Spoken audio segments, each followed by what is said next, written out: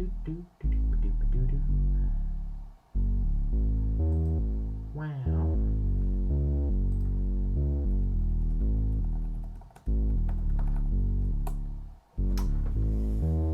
Alright, gonna wait a little bit for people to tune in to the stream. I'm gonna put this kind of more prominently featured. I can't quite see it. Maybe. I don't know.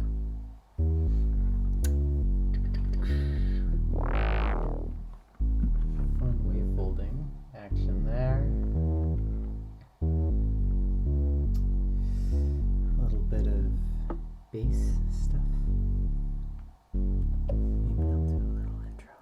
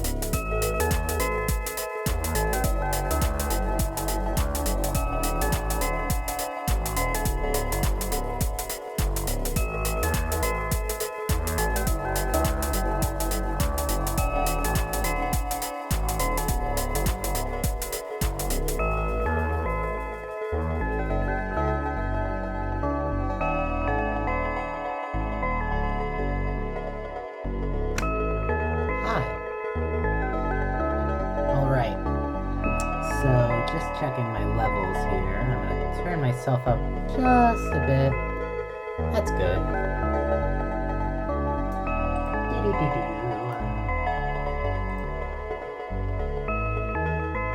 Hi, enthusiastic electrons. Hi, Stogo Shuffle. Whoever else ends up tuning in.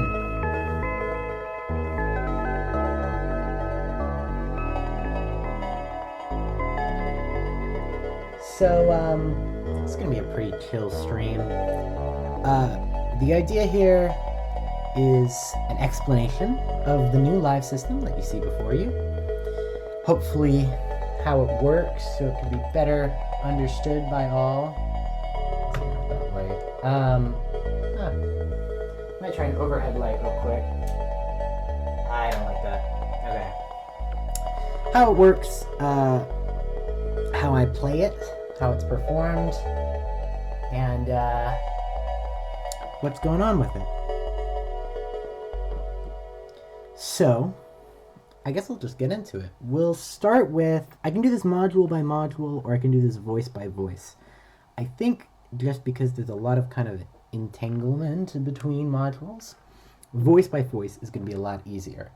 And I'd like to start with the newest edition, and the thing that I am let's start with the simplest thing. That's going to be warps here. So,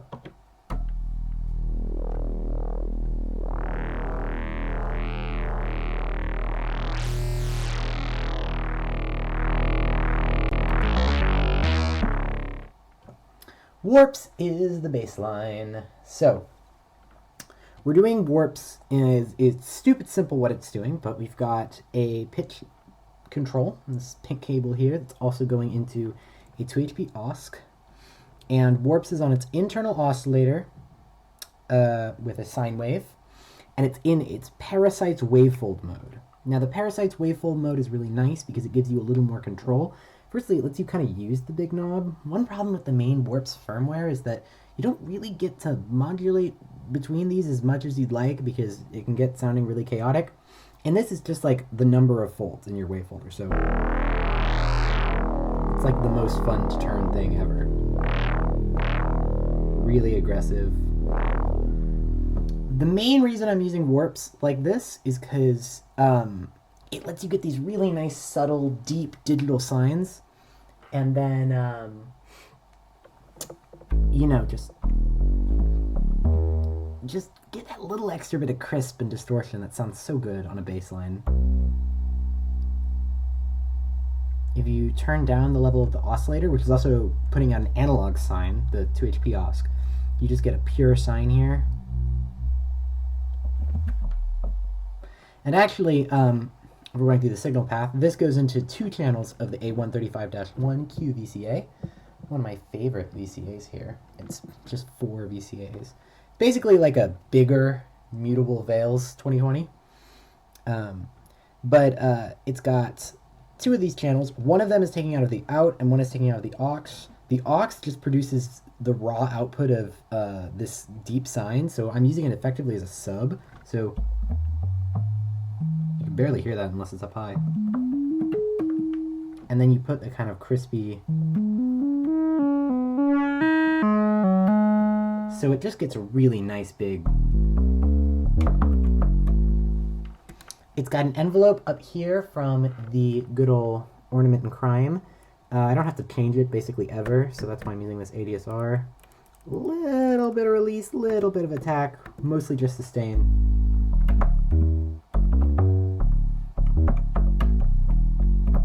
Those sounds are me playing the keyboard, by the way. The KeyStep Pro is below me and is doing everything in terms of sequencing, playing, all that. It's got channel 1 is drums, and then channel 1, 2, 3, 4 are my various tracks. 4 is the bass track.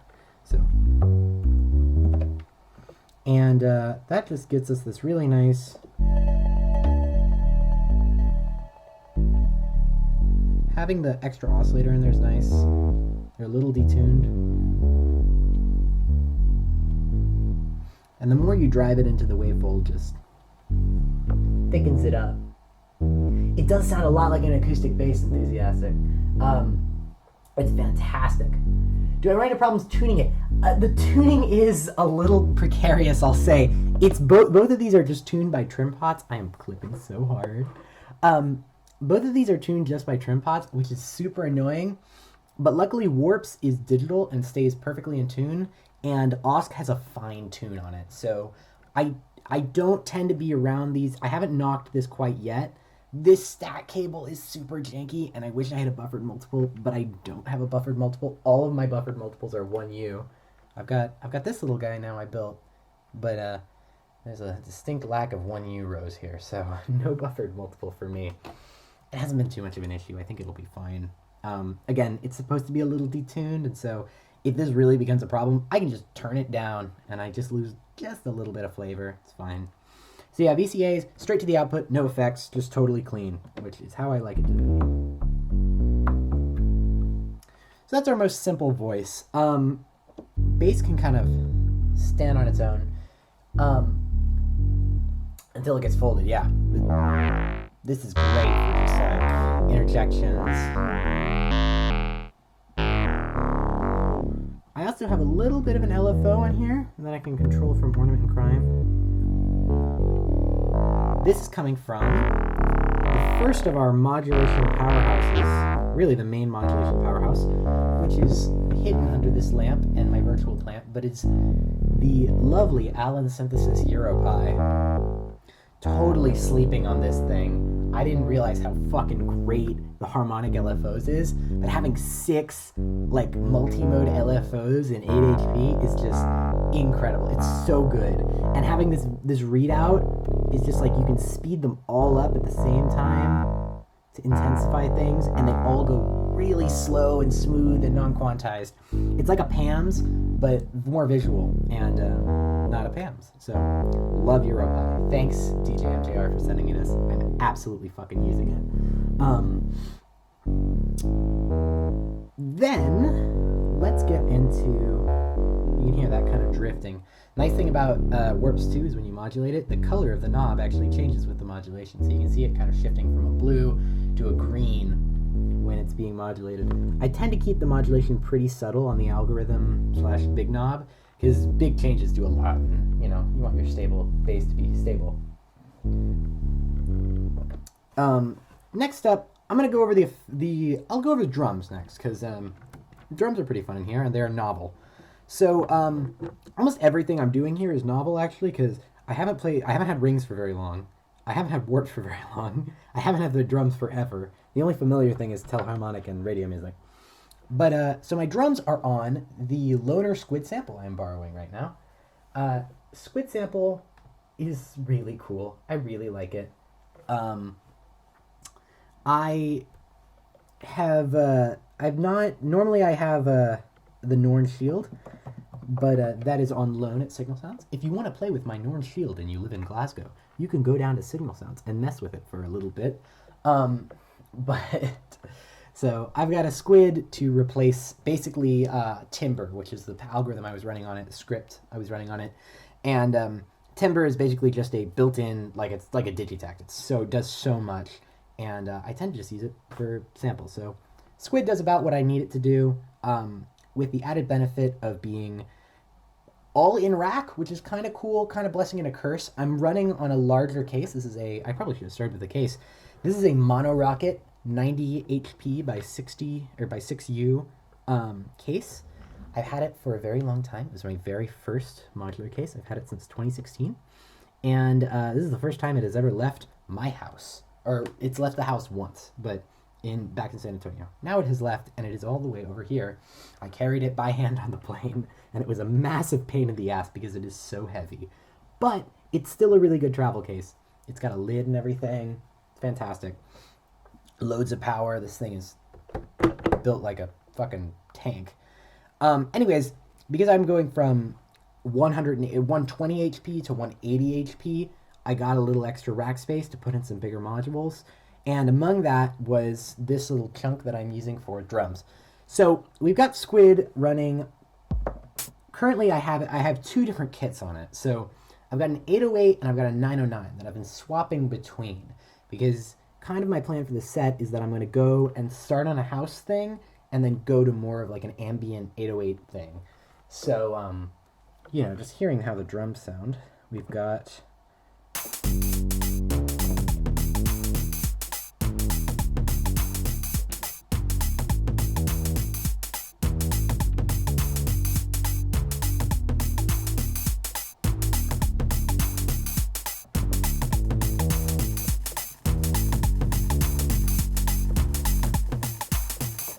kind of a swingy house beat. We've got a kick, closed hat, open hat, clap. It's like a toms from the 909. I don't use those that much. And then this is supposed to be the crash, but I've kind of chopped it a little bit, so it's kind of like another open hat. Fun to play with. I haven't messed with the internal sampling, and honestly, I might not. I'm just going to keep it kind of dead simple, stupid. Additionally, the mix out is going into the wonderful God's Box Lollipop. I love the Lollipop. It's my favorite compressor, and I never get to use it live, and now I get to use it live. So, the Lollipop compresses the mix and sends it to my final stereo mixer down here. I'll do mixing at the very end because it's kind of complex how I mixed it. I will just say that the kick is being pulled. The reason I'm not using channel 2 is because I've taken the 1-2 out, and I'm just mixing the kick separately, so the kick's not going through the compression. So if you hear this, pretty heavily compressed. That's with the mix all the way up. I'm doing, even though and I'm still kind of messing with this, with the level of things. The clap could be a little louder, for instance. Oh, no, don't load. No. Fuck. Okay. I'm still learning this thing a little bit. I do like, you can do all the editing on the squid sample while it is being played. That's the main difference, and the reason that I'm confident about switching between two kits in the middle of a sequence is a performance, is because on Norns, you could not really edit any of the drum sounds while they were currently happening. You had to stop the whole unit, and because it received MIDI from every channel, you kind of couldn't do any editing live. So whatever sounds you had on it is what you were stuck with. With this guy, there is no such restriction. You can edit as much as you want while things are actively playing, which is fucking awesome. These knobs for the pitch are really fun. It does loads, and I really like that about it. So that's a boon for it. I'm not using any of the CVs in. So outs are going here, lollipop, but they're also being multed into Percol. Now Percol you can't quite see because there's a lot going on, but the mix output of Percol is being sent into a little effects loop here, and that's going to the output. Now there's various things going into here, but the first of those that's going in is the drums. So just the non-kick drums. So if I turn this up, way up higher than I will be.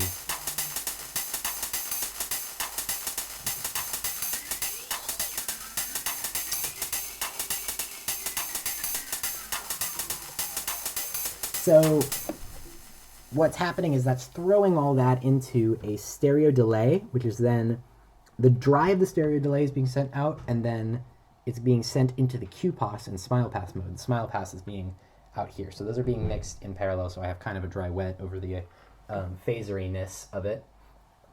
What that does is it's kind of a substitute for normally how I use DLD in QPass with the send return, and also it makes this really cool phaser sound. This is on a couple different things in the mix, but throwing a little bit of the drums in is nice. It adds a little bit of sparkle to them and a little space.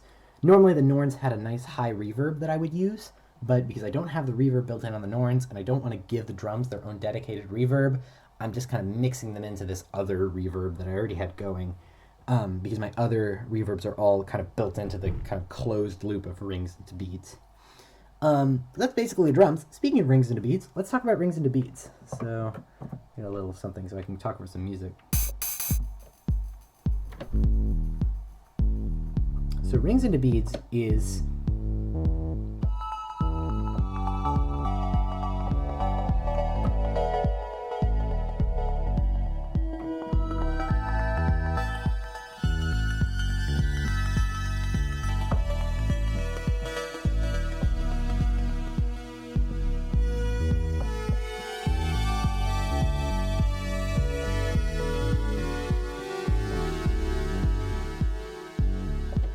so nothing would be complete without pads. So we need pads. Rings it in its nice, beautiful Easter egg mode. Now Easter egg mode basically turns it into more of a virtual analog type synth than the physical modeling that Rings normally is. And I love the sound of it. It's just, even without the reverb, without any beats.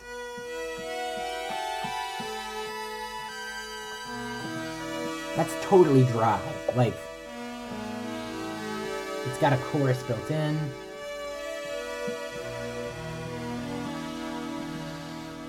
Now I should note I'm also using the alternate Mini Elements firmware. The Mini Elements firmware does a number of things. First of which is that it adds frequency locking and octave switching, so I can just use this as an octave switch, which is awesome. That's so good.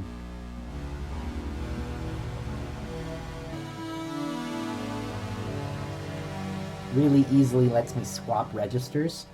You've got this brightness control, which controls kind of a lower harmonic. So you've got kind of a triangle here, some more like big saws.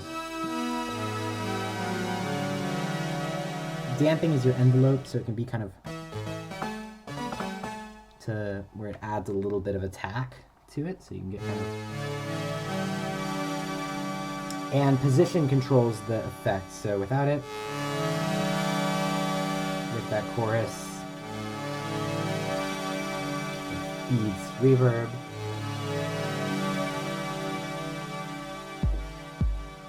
And Beads is doing a little plucky rhythmic thing on top of it. It's actually keeping the pitch the same, but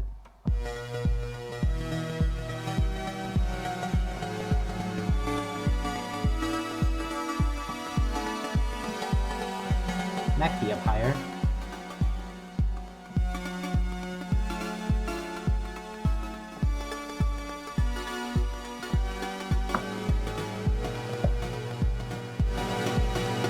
Turn that all the way to just drones.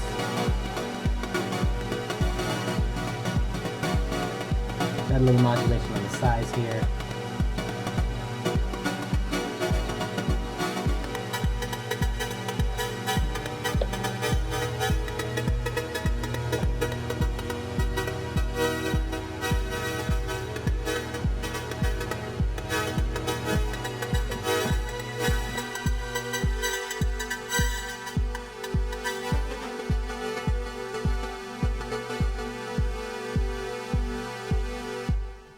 So that's really nice.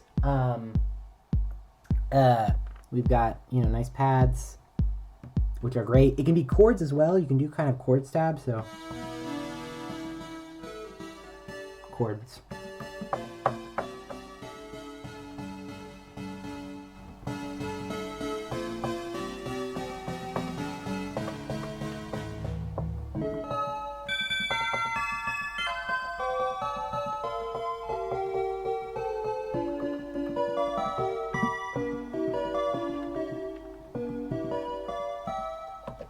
You know, I turned the clock on. Oh, beads is being clocked from channel 2 of the key step. That means it's actually swung when the drums are swung, so that's why you hear it like. Instead of just. So get a little bit of rhythm, a little bit of rhythmic modulation, not modulation, variation to it. So yeah, Beats is doing stuff. This can be chord stabs. I've been using it kind of just as a washy polysynth. I've got a little modulation on the pitch. That's what the A147-2 VCD LFO from Dubfer is doing. It's just a little bit, but it really adds to it. So without it, let's turn that down. No warble.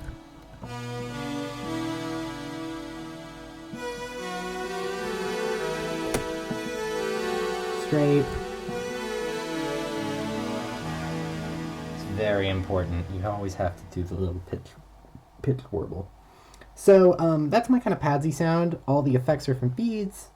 We've got the stereo, and it has the added benefit of the alternate firmware. It's really easy to swap modes without having to fuck with the handshake. So you hold the left button, and then you hold the right button, and then you wait for a second. It'll do this little dance, and then this orange LFO, you want to turn it down because it will cycle through some weird modes.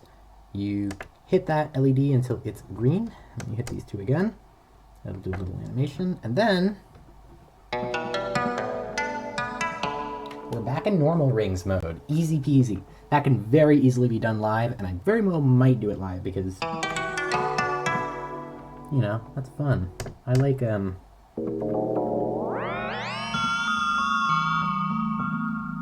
this one the most. And I actually have, because position is my favorite thing to modulate on rings, if it's in ringsy modes, I've got an LFO on that too.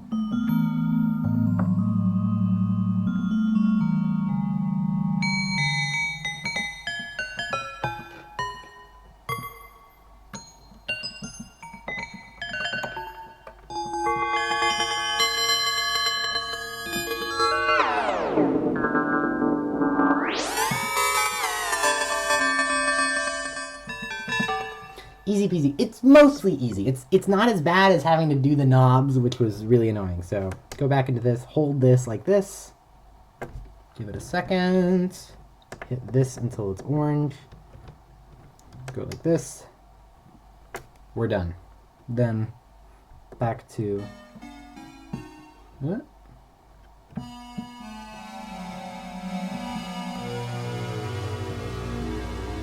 I can do that in like 10 seconds max, so good on that.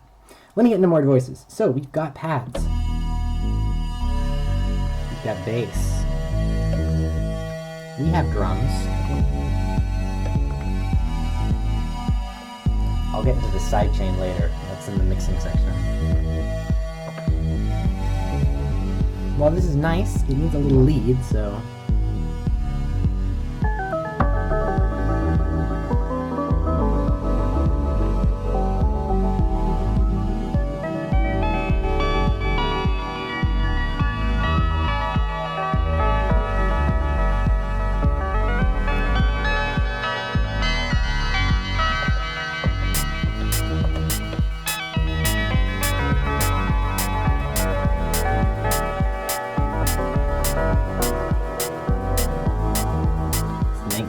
harmonic.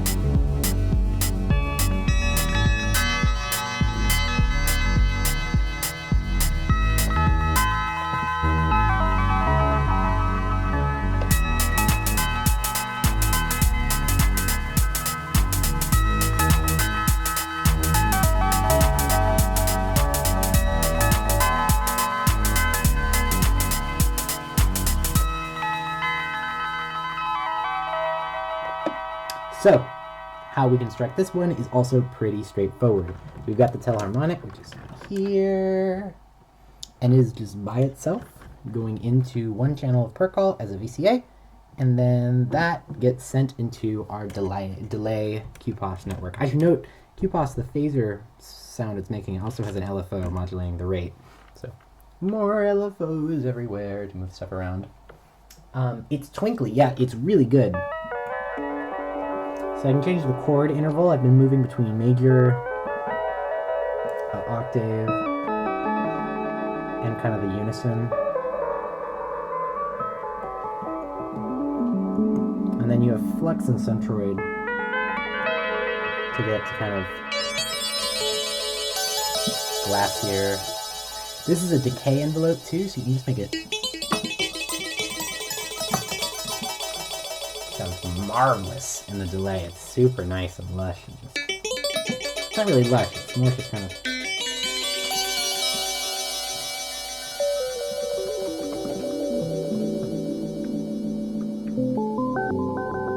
I'm not really fucking with the tuning with this. It's kind of permanently in a higher register, which is okay. I can live with that. And it's just going, again, mixed through per call, which is just totally obstructed. I really need a cable manage this a little bit, but mixed through per call. Nice thing about per call here and using it as a mixer is it does have little level trims under here, so I can throw more or less of it into the delay. So yeah, that's pretty straightforward. I don't need to dwell on that too much. I've used per call or telharmonic in the past, and I love it always. It's great. Lastly, in terms of voices, we have the Music Thing Modular radio music. So radio music is great. In that, let's get the bass going. I can put really, really long samples of people talking on there. And I was actually looking this morning because the only thing I've had on here for a while has been Carl Sagan's Pale Blue Dot monologue, which is really great. It's fantastic because Sagan has a very dry voice and it works really well just tossing it into like some big reverb and putting it in the mix.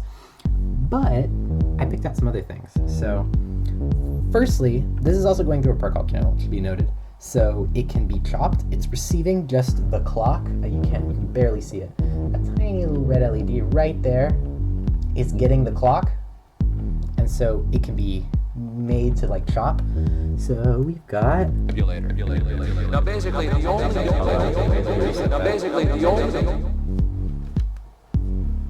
Here at Rockwell Automation's world headquarters, research has been proceeding to develop a line of automation products that establishes new standards for quality, technological leadership, and operating excellence. My favorite. With customer success as our primary focus, work has been proceeding on the crudely conceived idea of an instrument that would not only provide inverse reactive current for use in unilateral phase detractors. Sounds really good. But also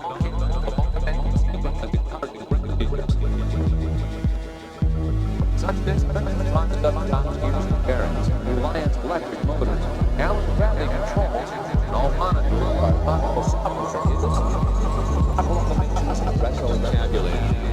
Now basically, the only new system was all. Instead of Can't just get lost in the mix, but that's sort of what it's supposed to do.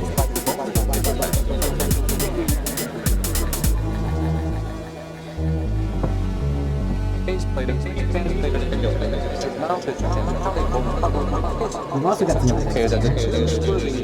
We're in a direct line with a panometric fan.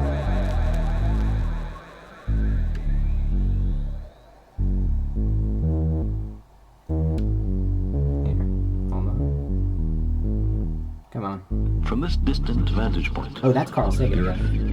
might not seem of any particular interest. So he's got a really But good for us, I've also got... Here at Rockwell Automation's world headquarters, The missile knows where it is at all. It knows this because it knows where it isn't. I think this one's a little broken, but Subtracting where it is from where it isn't, or where it isn't from where it is, whichever is greater. love It the missile obtains knows a where it difference is. or deviation. The guidance subsystem uses deviations to generate corrective commands to drive the missile from a position where it is to a position where it isn't. So that one's a little fucked up from the YouTube conversion. I think I need to mess with it a little bit. It was actually, when I put those files on here, it was crashing my thing, which was annoying. So, crashing my radio music. So, apparently some samples pulled straight from YouTube, even if they're in WAV format, kind of mess up. So, I might download it as an MP3 and see if that works better. Or, I've got some other things. I found a really nice channel on YouTube that is only 16mm educational films from like the 60s and 70s. 50s, 60s, and 70s. And it's got really great stuff. A lot of stuff of just like, if you like dry speaking about kind of stuff like, you know, someone just explaining like electromagnetics or timber wolves in Yellowstone or, you know, whatever. There's loads of stuff on that. I was specifically looking for like fungus or mushroom related stuff, but I haven't found any quite yet. I have one thing, but I want to keep it a surprise for those who view the recording of the set because that's how I'm going to open and I think it'll be fun. So, all in all, that's about it, you know? 4 voices, I guess if you count radio music. 4 voices, 7 voices of drums, just all from the sample, and KeyStep Pro doing everything. No external gear is kind of amazing. I'm really happy about that, actually. It's fun having other stuff, but it'll be nice just kind of showing up, plugging in the KeyStep, and then being ready to go. It's small, I can carry it, you know, it's great. So, last thing I promised I would do is mixing. So, something you may have noticed, if you have a good ear, is there's a sidechain on this. If I were to mute the kick, you could even hear it better on just droning.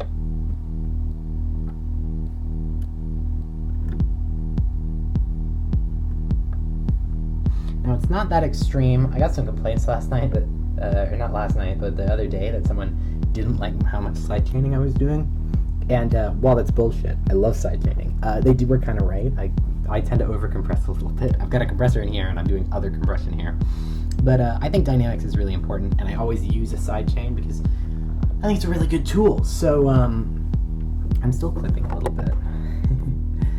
So the way I have this set up is, we'll do the mixing now. So we have got the good old Bifaco stereo. You can't see this at all.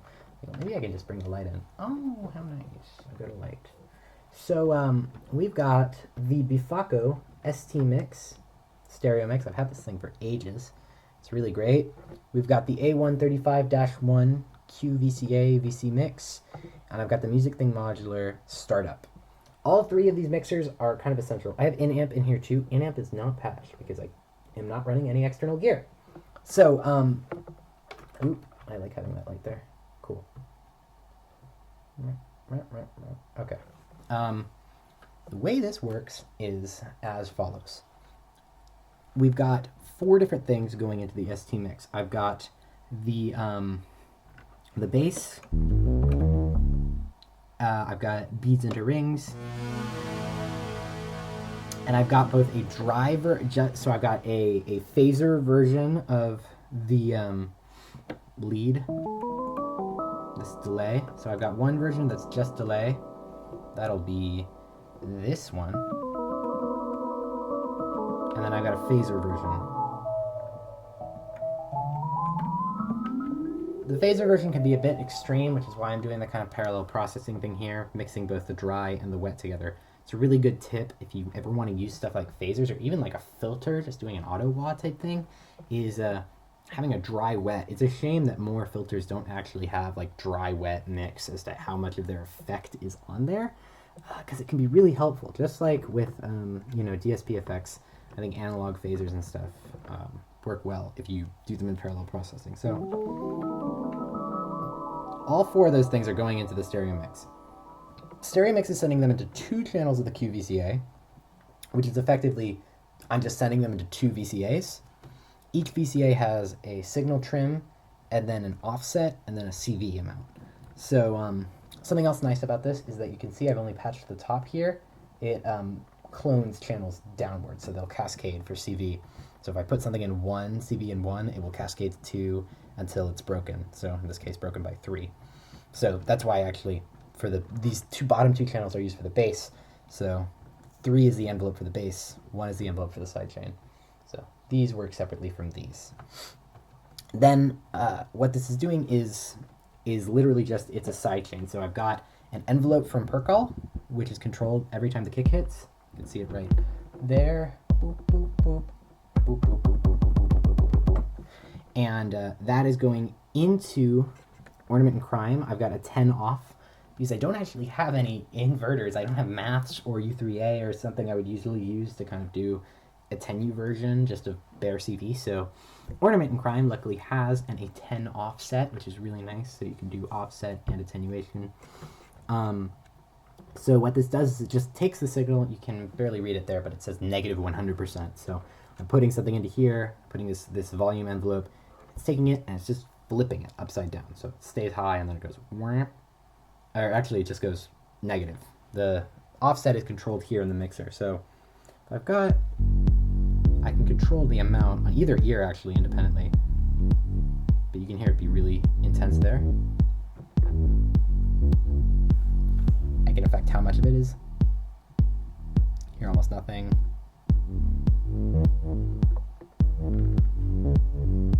This main thing is just so the bass and the kick don't interact too much. It means I can have a really low, almost sine wavy bass and also an almost sine wavy kick, and you can hear them both in the mix, which is really important when it's just, you want something that can be danced to. So that's a little extreme. So do something more like that. Gain will be my offset. With it all the way down, you don't hear anything unless the CV makes it positive. Otherwise, this is the value that it subtracts from. So you can think of this like initial signal level in, then the offset, then the CV. I really love it. This is a great module. I guess I could replace it with a Avails 2020 at some point, but I don't really feel the need immediately. It's big is the only problem with it. But it does also have a sum output that's separate from the individual outs. So I'm just pulling out the individual outs from left and right because these don't need to be mixed together at all. And these are going into the first stereo channel of Startup. As a little reminder, Startup, this tiny little 4HP sucker down here, is both my line out and a stereo mixer. So it's got a high, like a loud stereo input. It's got a medium stereo input, and then it's got a soft mono input. That's kind of the lowest. And these are fixed levels in the mixer. So you have a loud level, you have a medium level, you have a quiet level. Now these being kind of fixed volume can be a little annoying sometimes, but as long as you have volume trims before it, it's actually super convenient because it means I have even more mixing. So I can have the stereo in channel 1, so the loud stereo input is my sidechained basically everything for my mix. In the and also the stereo channels can be used as mono if you just patch into 1. So in the second channel, which is the medium level channel, I have just the kick alone. So just right there. It's mixed separately from the compressor, which means that you don't have to squash it, which means I can kind of compress the higher elements of the percussion a little harder. And it just being separate from everything doesn't mean I have to worry about canceling out on the sidechain or anything. It's just like there, which is great. And then the soft output, I actually have the rest of my percussion coming out of Lollipop. The reason I'm doing this is because Lollipop has a crazy amount of output gain. Like it's insane how much gain this thing has, both on its output and its input. I'm driving it pretty freaking hard here, and it's mostly just because I'm putting it into the super quiet input. So the way that it normalizes is that as long as I just adjust the level at Lollipop, I can get it just as loud as it needs to be. It works perfectly. So it means that my kick is loud enough, because sometimes I'll want to mix the kick just into the mono thing here, and that just always makes it too quiet. So having a little gain right there, fantastic. And then lastly, I've actually got one more. This is a stereo line input. Normally, I mix my Norns into here. Currently, my voice is mixed into there. So I've got a little stereo mini. that's coming out of the microphone. And the last part of this is that it has a phone/line output.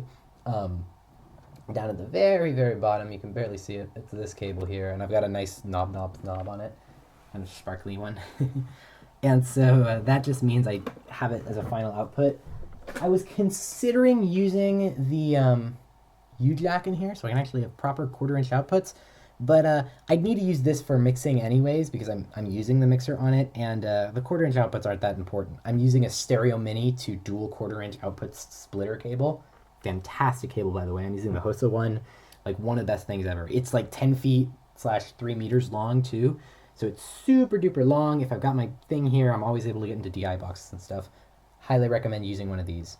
I have considered also replacing the startup with a Modbap Transit. The Modbap Transit is cool because it does ducking inside itself, so you can duck. It's got 2 stereo inputs and it has a duck input for both of those, which is really cool, and then a phone's output and a stereo mix output. So that has been a consideration. It's only 2 HP bigger, and it would be a real help. So I thought about it, maybe. I don't know. Startup works good enough for me. The main reason is because I've got a little bit of wasted space on this clock divider that I almost never use. It's like pretty good. It's tap tempo, but the fact that you can't sync it to anything is like really annoying, because it means that, I mean, I guess you could tap the tempo, right? But I'm never good at like setting that myself. So it's just like if I want unquantized gates signals for things, it can be that. Or I've used it as a master clock too sometimes in a really tiny system, which is kind of what this module is built for. It's not really made to be a master output for a whole system. And that's what I'm using it for. Anyhow, that's the live system basically. We've got modulation kind of organized up in the corner here. I've got an effect, nice lush effect. I've got the squid sample and the lollipop for drums. A whole ton of VCAs and mixing and dynamics going down here. Warps and the 2 HP OSC for bass. Rings into beads for my washy pad / weirdness. Telharmonic for a glittery twinkly lead. And music thing modular radio music for kind of vocal samples and squidgens. You know, stuff to just mix in. I've been having a lot of fun jamming with it. I guess sort of philosophy of the patch is that it's set up in a way where I can quickly swap between a sort of more conventional house arrangement, and then if I want to go into my... So, you can hear this.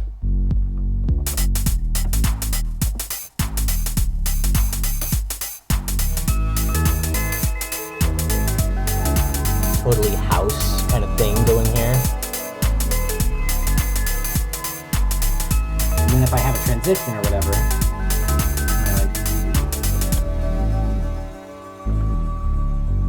I could go to another drum pattern, clear everything,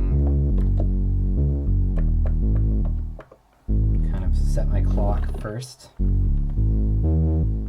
And then I can go on a squid and I just go 808 drum, load, get a little click, but that's not the end of the world.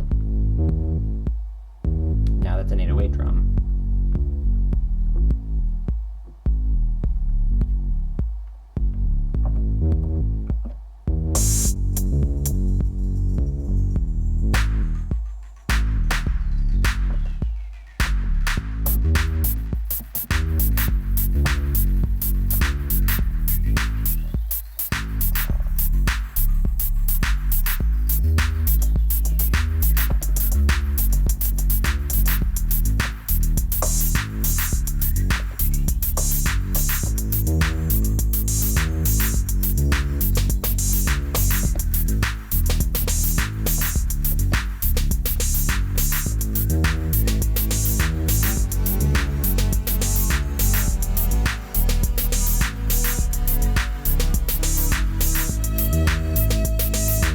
Totally different feel on drums, pretty organically fading between the two of them. I need to kind of work on that transition, but you get the idea.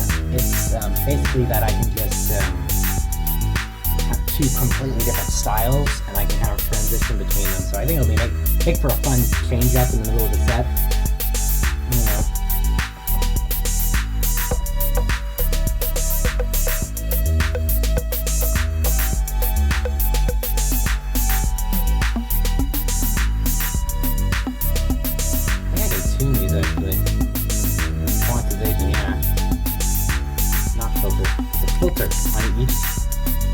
squid, which I didn't know.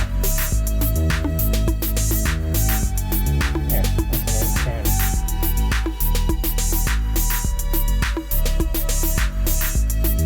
But if I go to like channel 4,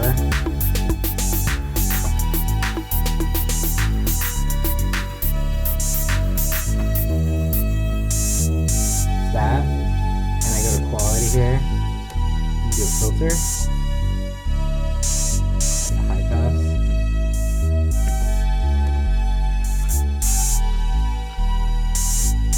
Maybe touch from here, I can set it open up.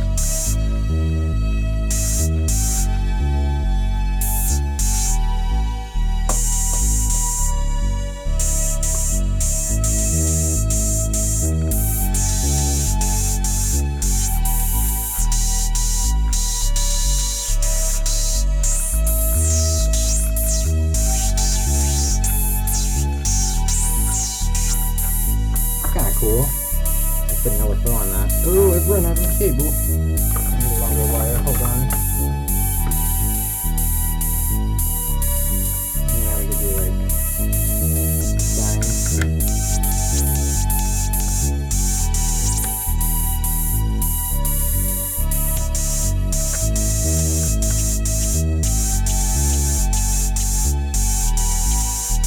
The envelope's nice too.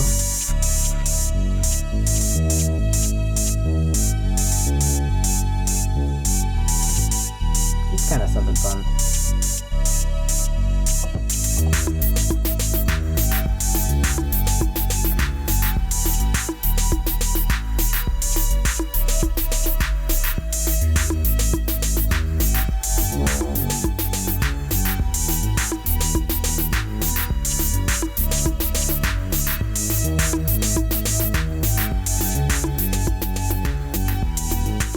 Sometimes you gotta check the compressor all the way wet. See how much it's actually squashing it is. I'm using the dry wet on Lollipop, which is really nice for mixing.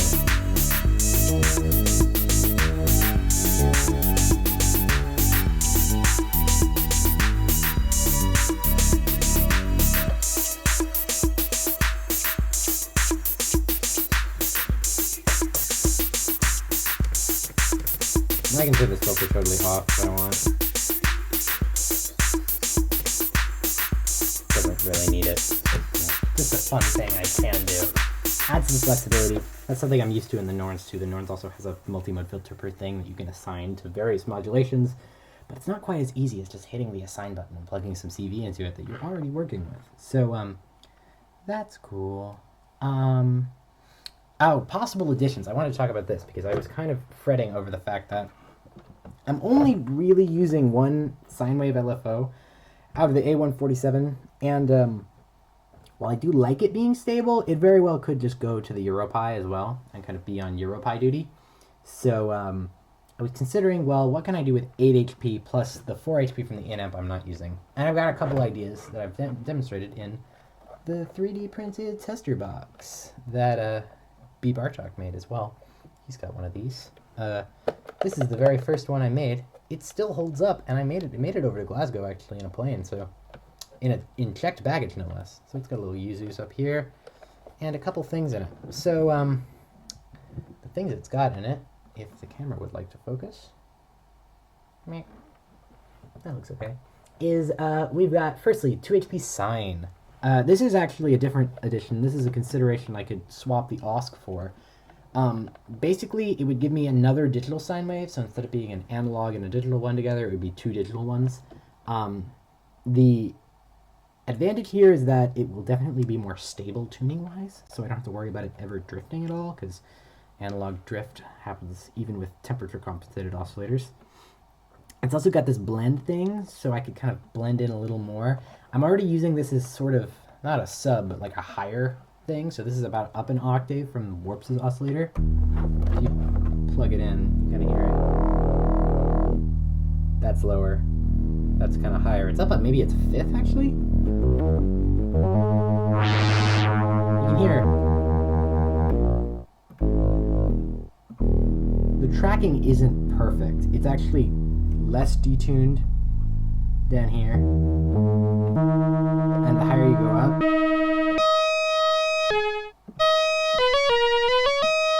that's almost that's a lot off.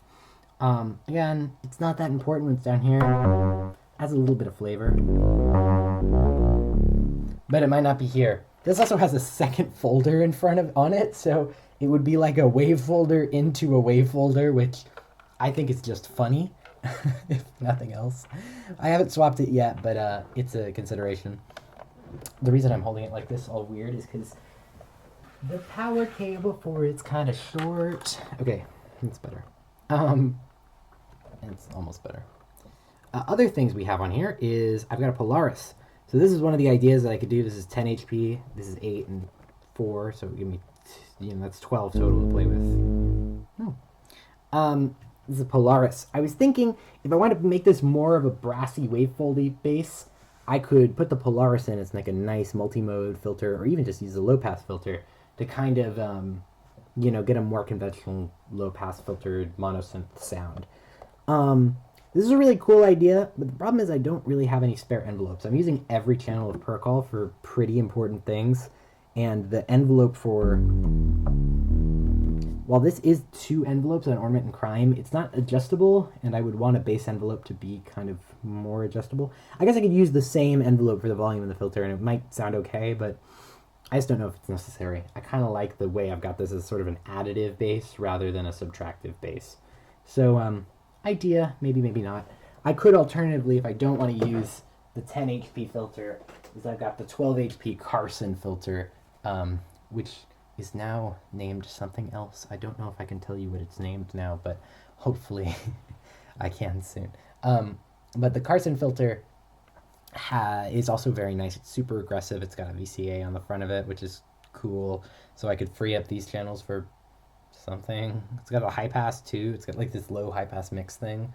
So it could be fun. Instability could make it really growl, but I just don't know if it's necessary. Honestly, I kind of like the bass as it is. It's just there. I wanted to improve it. Lastly, I have freeze here. Freeze is just a fun glitchy effect. I've got other glitchy effects, namely beads, but it might be fun to have freeze. It also does downsampling, which is kind of something beads also does. It's like a very tiny little beads. But I might put it in here, just throw it in. Problem is, I don't have a lot of sliding nuts in this case. It's sliding nuts, and it doesn't have very many, and so I need to buy more for it, but until then, I kind of am stuck with this number of modules. I can't cram that many in, or if I do want to, I have to basically unrack everything and rearrange it, which is the reason a lot of people hate sliding nuts, and I think is a problem, but it can be mitigated by just having way more sliding nuts. So anyways, that's an issue. Maybe freeze, maybe not. I don't know. Slopes. This is a new module I've gotten. Isn't it lovely? Look at it. Look at how beautiful its panel is. I love slopes so much. This is just an ADSR envelope generator with a VCA on it and an inverted envelope. It's great. I love it so much. It's so cool. All it does is that. It's kind of big for it, but it's still nice. It's got faders. These are really heavy. These are these require quite a bit of pressure. Look at how slowly that moves. It's with a normal amount of force. That's like as fast as I can get it. And so the idea here would be, if I had an ADSR that I could actually adjust, I could give my little twinkly voice a little bit of extra control, which is something that I am lacking. Having a just a decay envelope on it, it's cool, but I think it would sound better if I had this. I actually considered doing this. The reason I haven't done it is because it being 12 HP is actually kind of awkward and means that I'd have to rearrange basically everything to make it work properly and keep it kind of organized the way I wanted it to. So I might not do that just yet. I'm thinking about it. I'm brainstorming more ways to maybe moving Europie and Ornament and Crime down here and stuff.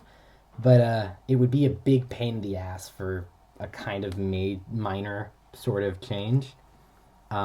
So it's on the maybe list. Last possible improvement was in-amp. I could just swap for Clep Diaz, simple as. Problem is I don't really like Clep Diaz that much. I know a lot of people really like it. It's just not my favorite. Here, I'll pull it out just so it can be seen. It's not really my favorite module. I I feel like I have a lot of step modulation anyways, and it's just, I don't know. It's cool. I want to like it really bad, but I just don't. I don't know. The advantage here would be, oh dear. The advantage here would be stepped modulation, more step modulation, and what more step modulation would mean is that I could do a really cool effect where I make the QPOS go, which is super fun for sure, but I don't know if it's necessarily necessary, I guess. It has to be rhythmically synced. What am I doing here? There. I was looking, I wish I should tell Rory about this. I wish that the EuroPie harmonic LFOs had like a sampled, like kind of a random and hold, sample and hold type waveform built into it, because that's what I would use this for. Even then, this isn't really sample and hold. It's more like ramps and up and down and stuff. And even the random mode just kind of jitters it. It's still basically up and down, which is, I don't know. I wish I had like the 4 HP, or is it 6 HP? I wish I had a 4 HP Turing machine, because I would put a 4 HP Turing machine in here in a heartbeat. I do have a 10 HP normal Turing machine, which I guess could work. But that has the same problem of I would need to rearrange a lot of stuff. And yeah, I don't know if I want to do that. I also don't have an easy way to switch it is the thing. I guess I could just repatch the CV input to QPOS, but it'd be nice to have a switch. Normally in my 1U system, I have a little, where is it? Here it is. I have this little switch. So this is basically just, oh hi. This is basically just a little 1U switch that if you go to the left, it'll send the left output to here. If you go to the right, it'll send the right output to here. Or the right input / output, it can be either. And then the middle, it will just not do anything. Dead simple DIY. I really recommend making one of these if anyone can solder, because it's very, very simple. It's literally just 3 wires, a switch, and 3 jacks. I can maybe make one in 2 HP. I don't really have a 2 HP blind panel or any of these switches handy. I might have one or two lying around. I don't know, maybe. But it's one of those things I'd rather have in 1U. I really wish this had a 1U row. It would make this so much nicer, because I can put shale in there and I can have attenuation. I don't have a lot of attenuation really built into this case, which is an issue. Luckily, stuff like rings and beads have attenuators on it, and all the make noise modules are pretty good about putting attenuators on everything. But like warps, I have to do this weird hacky trick with using ornament and crime as an attenuator, which is annoying. I should also say, if anyone wants to ask any questions about this case, feel free to in the chat, and you are more than welcome. I've been talking a lot. One last addition is I could put my little tiny, you can see it right here actually, this little clock divider, my 4 HP clock divider, might be a nice addition because I'm already sending a kind of constant clock. Currently my clock is tied to the second channel of my drum sequencer, and this is specifically so I can do stuff like this with beats.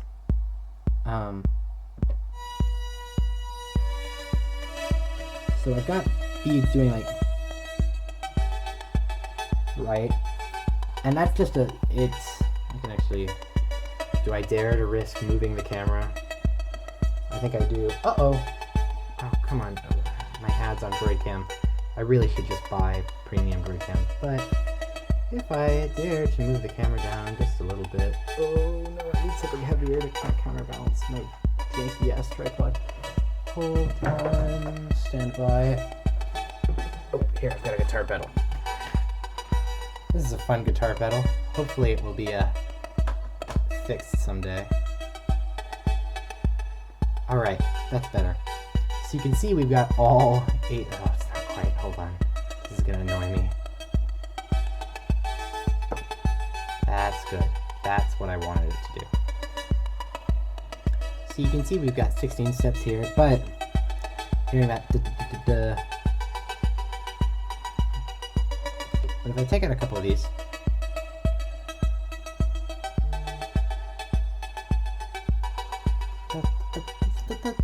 I can add rhythm to it, which is nice. That also applies to the samples.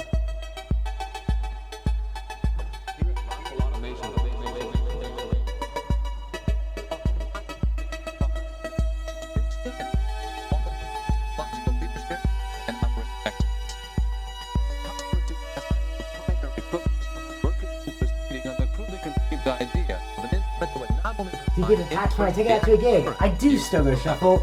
There's no way I could patch this. Pre-patch this at the gig. It would be really annoying and knob positions would have to be changed. So, comprised of dot gears and bearings, lines to motors, analytically controlled, and monitored by Rockwell software. the lid has a little lip in it. Now, basically, the only new principle involved is the power being So I have some room. relative motion of conductors and fluxes. So that's the advantage of having it on channel 2 for the clock I'm kind of using for various things. But it might be nice to have it just a constant clock, in which case it would also be nice to be able to change its rate relative to other things. So clock divider is kind of winning the race for that. I have other 8 HP modules I could put in. I could put a big honking button up here. I don't know what I would use a big honking button for, but it would fit. I could put I don't know, I have another envelope generator. I'm trying to sell this thing, actually. I don't really love it. I have the NLC Sly Grogan. It's the only nonlinear circuits module I have. It's weird. It's like an AR with the least comfortable knobs I've ever used, and this weird thing. It's basically like a resonant low-pass filter, but on an envelope generator, so it makes this kind of, which sounds super silly and fun, but also isn't that useful. I made it myself, though. It's a surface mount build, and it actually came out really nicely. Come on. Yeah, look at that. Some pretty clean surface mount soldering. It was my first solo successful surface mount build, so it was more just like fun to build. Anyhow, I don't love it, but I can put it. It's 8 HP. I've also got like extra 6 HP submixer. This could maybe be used, possibly. I don't know, AI mixer. I've actually got quite a bit of mixing in here, so the only thing I could think of using it for is a better way to mix into QPOS. Let me focus again. Yeah, a better way to mix into QPOS might be nice to have. So, oh, I just realized that this 16 thing is completely obscured by the text. It's fine. Anyway, might be better to use this as a submixer. Maybe not. Maybe it's not needed. I've got like a ring mod. I've got VHB. I already said that. Oh, I've got a noise. If I wanted to use a random voltage / noise thing, it's nice too. I don't know. All options, decisions that I need to make, but right now this is good. So, I think that's all, unless anyone has any more questions about the rack. Sorry, I just wanted a message real quick. Oh, droid cam died again. Damn it. But if there are no further questions, I'm gonna play us out. So I'm gonna unplug myself.